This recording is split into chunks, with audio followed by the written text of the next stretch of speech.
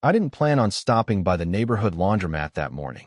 I usually went at night, when it was half empty, humming, predictable, but my washing machine at the apartment had been acting up again, making that tired knocking sound like it was apologizing for still being alive. So I brought a bag of clothes, half awake, coffee in one hand, detergent in the other. Cold morning, quiet street. Nothing dramatic. Just a day I didn't expect anything from. She was already inside. I noticed her before I even reached the door, not because she was doing anything special, just standing there in front of one of the machines, tapping a folded receipt against her palm like she was thinking with her hands. Mid-40s maybe, soft lines around her eyes, hair tied loosely like she'd rushed out. She didn't look up when I walked in, but something in the air shifted anyway. I nodded out of politeness. She gave a small nod back, barely there, like she wasn't sure I meant it. I loaded my clothes, tried to act normal, but my eyes kept drifting over. She had a book open on the plastic table, though she wasn't reading it.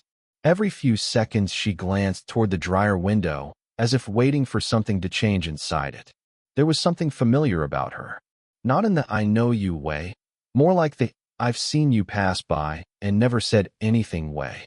That strange near stranger people become when you inhabit the same blocks. 5 minutes passed in silence before she finally said something. You ever notice these machines heat differently each time? Her voice was low, warm, the kind that made the question sound more serious than it should have. Yeah, I said. I'm convinced number 6 hates me. I immediately regretted the attempt at humor. But she actually smiled, looking down at her book as if the smile embarrassed her. I've had trouble with number 4, she said. It eats socks. I've accepted it. Something loosened between us after that. Not conversation, just awareness. The quiet kind people feel when they're both alone in the same place. I sat on one of the metal chairs and opened my phone, pretending I had something important to check. Really, I just scrolled through old chats I never sent replies to. Draft messages that started with, "Hey, you around?" and ended with nothing. I don't know why I do that. Write things I never send. Maybe it feels like a half-proof that I tried. She glanced at me once, like she'd caught the way my thumb hovered over the screen. I quickly locked it. A few minutes later, she stood and walked toward the detergent shelf. The dryer beeped loudly behind her, making her flinch. She exhaled, almost laughed at her own reaction, and I don't know why, but I liked that. The honest way she wasn't pretending to be composed. You read that? I asked, nodding at her book. She looked at it as if surprised it was still there. I've read the same page 3 times, she said. So maybe not. We shared a quick look, one of those accidental, too long glances, then both looked away. She folded the receipt she'd been tapping into a neat square. I noticed the care in her hands. She noticed me noticing. The dryers hummed louder. The fluorescent lights buzzed. Some moments feel like they're waiting for someone to break them. When her clothes finally finished, she gathered them quickly, like she didn't want to stay long enough for anything else to be said. She slung her bag over her shoulder, paused at the door, and gave a soft, almost private, "Have a good day." You too, I answered. My voice came out quieter than I meant. She nodded once, then stepped out into the cold morning. I thought that was it, just a passing moment with a stranger I'd think about for an hour and forget by dinner. But when I got home and emptied my laundry bag, something slipped out. A folded receipt. Her receipt. The same one she'd been tapping with her fingers. And underneath it, a handwritten note I hadn't seen before. This fell into your basket. L. Just an initial. Just a small thing. But it was enough for everything to start shifting. And I didn't know it then, but this tiny mistake, this simple mix-up, was the first step toward the worst truth I'd discover about my life. A truth she was already tangled in that I didn't mean to bring the receipt back so soon. I told myself I'd return it casually, like it was no big deal, but I kept catching myself checking the folded paper in my jacket pocket that entire afternoon. It felt ridiculous. How something so small could pull at my attention like a loose thread you can't stop tugging. By evening, I finally walked downstairs to her unit. She lived 2 floors below mine. Landlady's apartment. I'd seen the door plenty of times, but never really thought about the life behind it. I knocked lightly, rehearsing the line in my head. Hey, this fell in my laundry bag. Simple, calm, normal. But when she opened the door, every practiced word slipped. "Oh, hi." She looked surprised, then amused. "Number 6 finally exploded on you." "No," I said, holding up the small folded receipt, suddenly feeling like a kid returning a graded paper. "This, ended up in my stuff." She blinked, then laughed softly when she recognized it. I wondered where that went. She opened the door wider. "You want to come in?" "I'm just making tea." I should have said no. There was no real reason to go inside. But I did. Her apartment was warm in that lived-in way. Blankets thrown on the couch, lemon-scented candle burning low, a half-solved crossword on the table. She moved around quietly, with an unhurried rhythm, like she'd learned to save her energy for things that mattered. "Sit, please," she said, motioning toward the small dining table. She poured 2 cups without asking if I wanted one. I noticed her hands again, the way she used her thumb to steady the kettle lid, the slight tremor when she set the cups down. "You okay?" I asked before thinking. She gave a tight smile. "Just tired. Long day at work." "What do you do?" "Administrative work for a dental office," she said, which sounds boring every time I say it out loud. "It doesn't sound boring," I said, then realized how sincere it came out. She raised an eyebrow. "You're either very polite or very lonely." I looked down into my tea. The steam fogged my glasses for a second. Maybe both. She didn't laugh at that, not in a teasing way.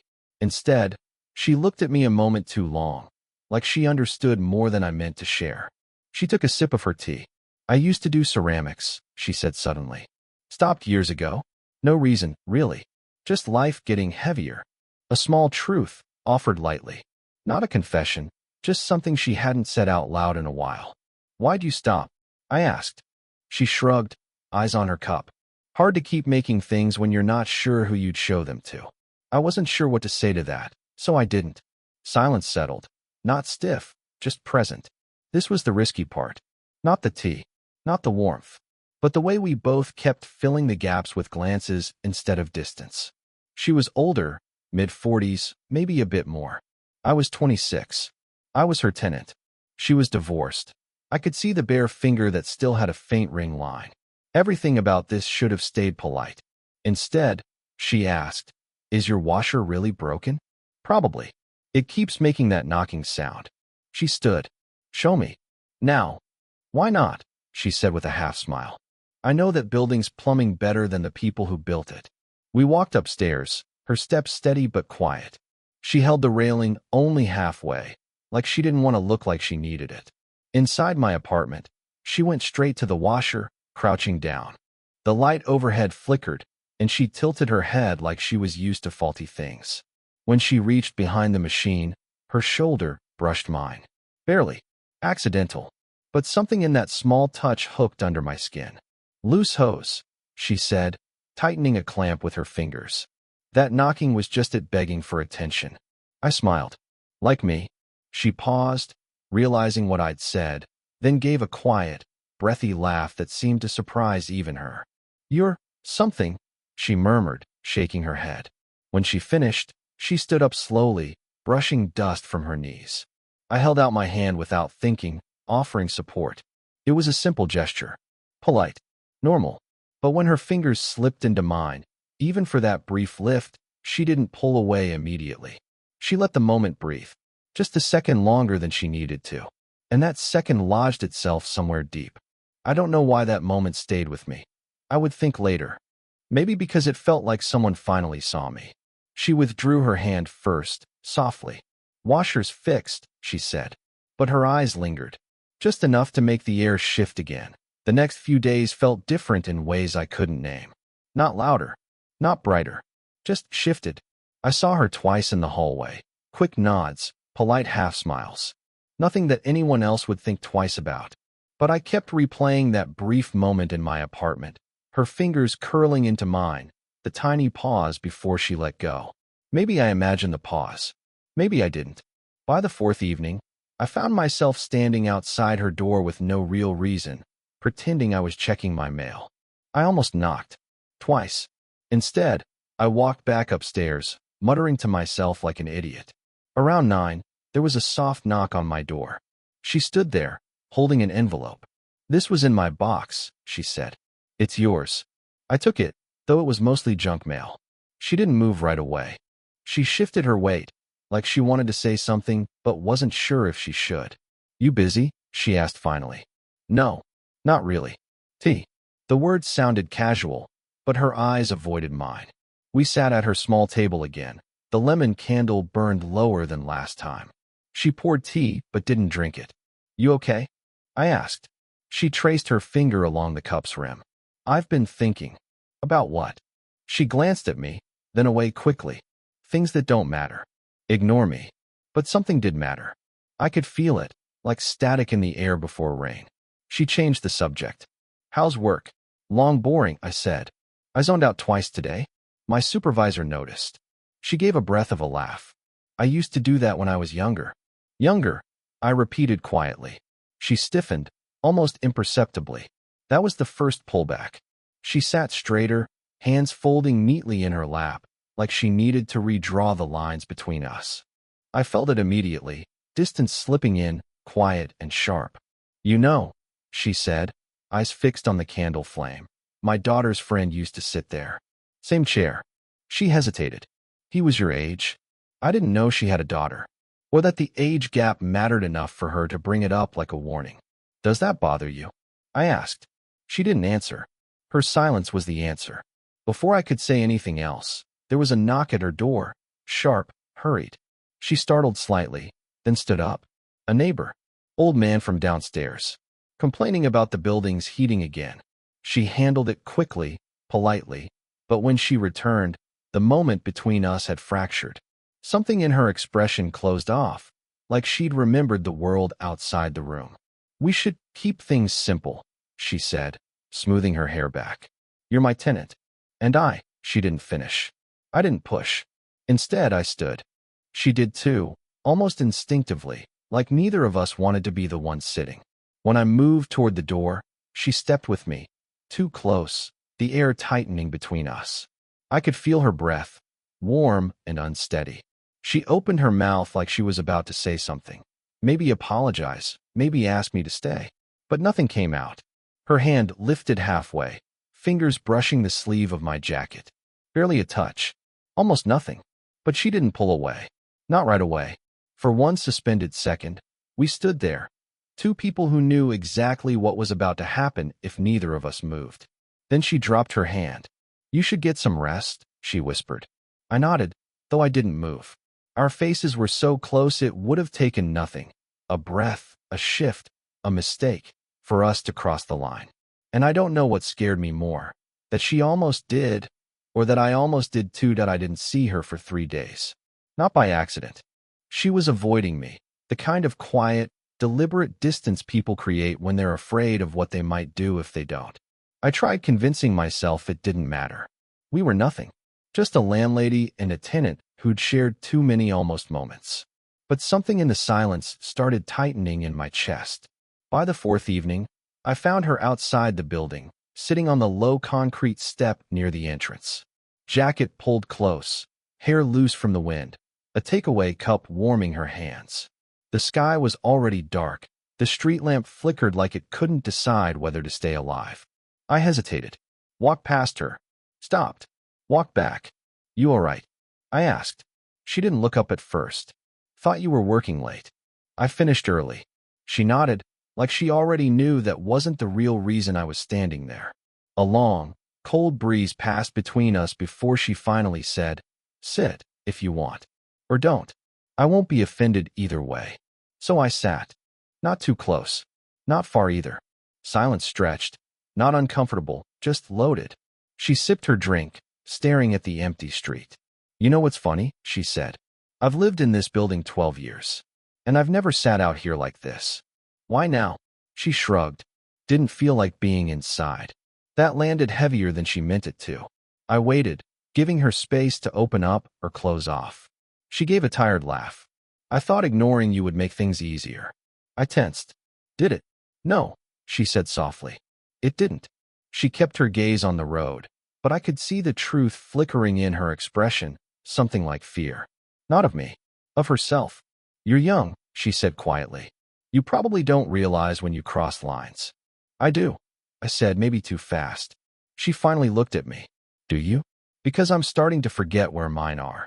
The honesty rattled me more than anger ever could. A few people walked by, heading home. She waited until they were gone before continuing. You remind me of someone, she said. Someone who used to make me feel seen. And I don't know if that's a good thing or a warning. Your ex? I asked gently. She shook her head. No, someone before him. Her voice drifted, like she'd stepped into an old memory she didn't want me to follow. A car passed.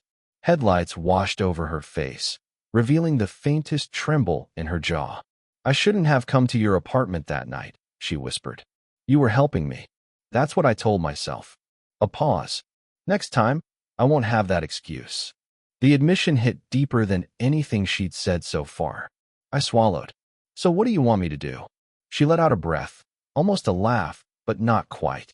If I knew, I wouldn't be sitting out here freezing. We fell into silence again, but this one wasn't neutral. It clenched. It held. Her hand lay between us on the step, fingers curled, knuckles pale from the cold. I wasn't going to touch her. I wasn't. But her hand shifted closer by maybe an inch, maybe less, so small I could have blamed it on the wind. I saw you talking to that girl at the bus stop yesterday, she said suddenly. Oh, there it was. You walked away quickly, she added, eyes narrowing not in anger, but insecurity. I thought. She cut herself off. No, never mind. You thought what? She shook her head. It's not my place. It doesn't stop me from wanting to know. Her throat tightened, a barely visible swallow. I thought maybe you liked her. Someone your age. Someone easier. I almost laughed, not at her, but at how wrong she was. Instead, I said, she asked me for directions. She went still. Oh, one word, small but cracking something open between us. She looked away, embarrassed. I don't know why that bothered me, she murmured. I shouldn't care. I don't. She didn't finish. She never did when she was closest to the truth. Her shoulders softened, like the weight finally forced her posture to give up pretending. I'm scared, she admitted, voice shaking in the tiniest way. Of me? I asked. No, she said. Then, after a pause so long I almost missed it, of myself around you. I could feel her pulling toward me and pulling away at the same time. Her hand trembled once, barely noticeable, then stilled. And before either of us could say another word, she turned her face slightly. Not a kiss, not even the promise of one. Just close enough that the warmth of her breath touched my cheek. A half confession, a half mistake, a half step toward something irreversible. Then she whispered, barely audible, Tell me, what are we doing? And the question hung there, raw, trembling, waiting for an answer neither of us was ready to give. She disappeared again. Not gradually this time. Abruptly, like someone flipping a switch and pretending the room had always been dark. No more evening tea. No quiet hellos in the hallway. No soft glances that lingered a beat longer than necessary. Just silence. I kept telling myself she was busy, or tired, or avoiding the cold. But excuses lose weight when they start sounding like lies you tell yourself for comfort. By the third day, I noticed something new taped beside the mailboxes. Landlady away for a few days. Emergencies only. Contact number below. Her handwriting. Careful. Small. Almost apologetic. She didn't tell me she was leaving. Not that she had to. Not that I had the right to expect she would. Still, the absence landed wrong. I didn't feel heartbroken. I felt paused. Like life forgot to finish the sentence. On the fifth day, I saw someone standing outside her door. A young woman, maybe early 20s, holding a backpack and a box of leftover pastries. Her daughter. I didn't know immediately, but it became obvious when she fished out a spare key hidden under the potted plant and walked inside without knocking. The door stayed open just long enough for me to hear her say, Mom? I'm here. You left the heater on again. My stomach tightened. I shouldn't have listened. I shouldn't have stayed near the railing. But I did. A few minutes later, she stepped back into the hallway and noticed me. Hey, she said with an easy smile. Sorry, are you waiting for her? No. No, I live upstairs. She shifted the pastries in her arms. Oh, right. She mentioned a tenant around your age. The one with the broken washer? I blinked. She mentioned me? Yeah, she said casually, balancing her keys. Said you're polite. Quiet. She likes quiet people. The word likes got stuck somewhere in me. Before I could respond, the daughter added, as if tossing out trivia, she's with my dad right now. He's having a health thing. Nothing serious. Just something. Her dad. Her ex. I tried to keep my face neutral, but she squinted at me, picking up on something she wasn't supposed to notice. You okay? She asked. Yeah, I said too quickly. She smiled like she didn't believe me, but didn't want to pry. If you need her for building stuff, she'll be back whenever she's back. She doesn't like to worry people. She stepped inside again. The door clicked shut, soft but final. I stood there longer than necessary. That night, I tried doing normal things. Laundry, dishes, scrolling through my phone like anyone trying to drown out their own thoughts. But everything felt slightly tilted, as if the apartment had shifted 1 inch to the left when I wasn't looking. Why hadn't she told me she was leaving? Why mention me to her daughter at all?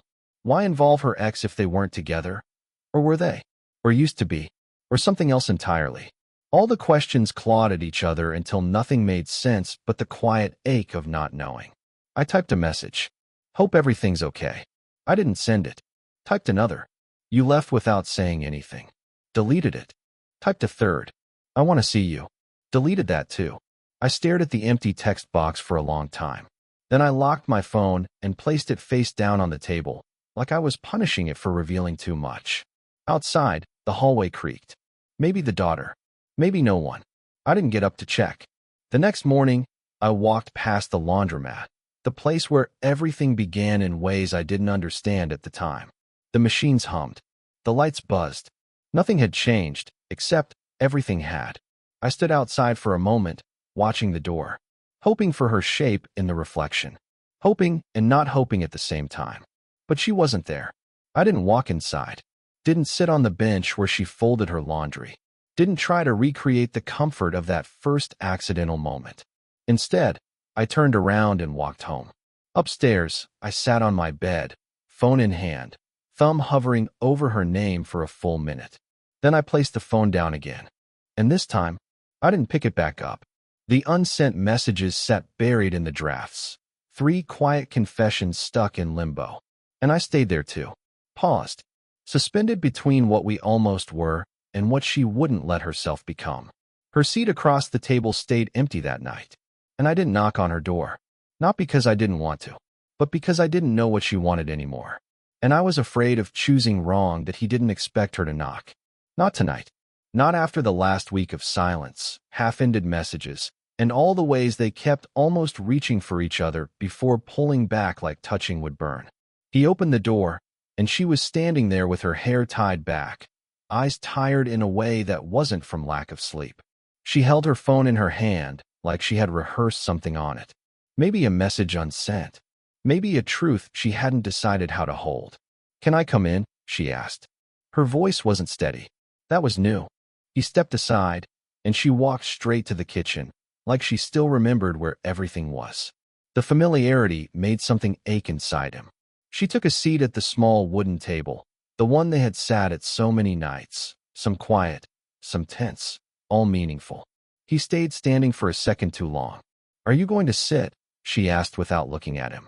He sat, and the silence that followed felt like the last moment before a storm breaks. Calm, still, sharp at the edges. She took a breath that shook slightly. I owe you an explanation. He didn't speak. If he opened his mouth, he might say something she wasn't ready to hear. She folded her hands, unfolded them. Tried again. I wasn't avoiding you because I stopped caring, she said. I was avoiding you because I care too much. And I don't. I don't know what to do with that. He swallowed hard. Her words cracked something in him. A quiet, careful crack, the kind that exposes, not destroys. She kept her eyes on the table. I thought I was managing it, she said softly. Keeping it contained. Keeping us safe. Safe from what? She looked up. Him. Directly this time. You. It hit him like a soft punch. Not painful, but precise. I was scared that if I let myself want this, she continued, I'd lose control of everything. The way I react when I'm around you. The way I think too much about what you say, how you say it. I don't want my life to start orbiting around someone. I've done that before. It ruined me. He leaned forward, elbows on his knees, hands clasped. What changed? You did. Or I did. I don't know. She exhaled shakily. Last week, when I told you I was busy, I wasn't. I was sitting in my car outside your building. I just couldn't get out. He blinked. That image, her sitting outside, hands on the steering wheel, rehearsing words she never said, slid into him like a truth he wasn't ready for. Why didn't you come up? He asked. Because if I saw you, I was scared I'd say something I can't take back. He stared at her, quiet. And tonight? She looked away, for 1 second, then back. With decision in her eyes this time. Tonight I'm okay with not taking it back. The room felt suddenly smaller, warmer. The fridge hummed softly. The overhead light cast a faint glow on her hands, which were trembling. He reached out, slowly, carefully, giving her every chance to pull away. She didn't. His fingertips brushed the back of her hand, not holding, not asking, just touching. Real. Human. She inhaled sharply, like the contact reset her. I'm not asking for anything, she whispered. Neither am I. Her lips parted, not to smile, not to speak, just to breathe, like that was all she could manage. He kept his touch light, barely there. You don't have to be afraid of me, he said. But you can be afraid with me. Her eyes softened. Her shoulders eased. Something inside her, the tightly coiled tension she'd been carrying for too long, loosened just enough to let the moment in. A quiet beat. 2, 3. She turned her hand over, palm up, letting his fingers fall into hers. A choice made. Small. Simple. Irreversible in its own way. Her voice was almost a whisper. So what do we do now? He didn't answer immediately. The pause did the talking for him. Then, softly, whatever you're ready for. A breath. A tremble. A tiny nod. Okay, she said. Just that. Quiet. Human. Enough. Weeks passed. Not in any dramatic way. Just ordinary life. Days stacking into each other like uneven bricks. Coffee in the morning, the hum of the laundromat, my keys jingling as I walked down the hallway. Yet everything felt softer. Fuller. She stayed, and I stayed. Not because anyone had grandly declared it, but because it was quieter to be together than apart. We found our rhythms slowly. I'd get up at 8:47 a.m., exactly when my alarm went off, not because I needed to, but because she made black coffee that strong you could feel it in your chest. She always knew I'd come down first, waiting at the small kitchen table, cup in hand. She'd join me a few minutes later, slippers scraping softly against the tiles. Sometimes she'd fold the mail slowly, like she was practicing patience. Sometimes we didn't speak at all. Just two people, existing in the same warm light, comfortable in silence. The bench outside her building became ours again. Not for confessions or late-night near misses, just for sitting when the world was too loud. Some mornings, the city felt like it forgot us. Some mornings, we felt like we belonged in the quiet it left behind. Laundry days were no longer tense. She teased me now about my number 6 washer paranoia, and I'd defend it with mock solemnity. Small jokes, half smiles, observations about how the detergent never mixes right. It felt mundane and miraculous at once. We still had our little tensions. Moments when a glance lasted too long or a draft of a message went unsent. But now, those silences weren't walls. They were spaces we chose to inhabit.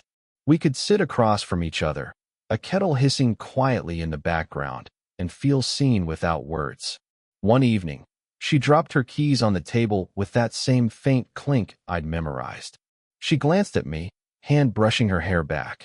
I looked at her hands, noticing how the tiny lines traced the motion she'd unconsciously repeated since I'd first watched her fold a receipt. You remember, she said softly. I do, I said, not needing to explain, not needing to embellish. It was enough that we remembered the small moments that brought us here. We weren't perfect. We argued about nothing and everything. I sometimes stayed up thinking about whether I'd said the wrong thing.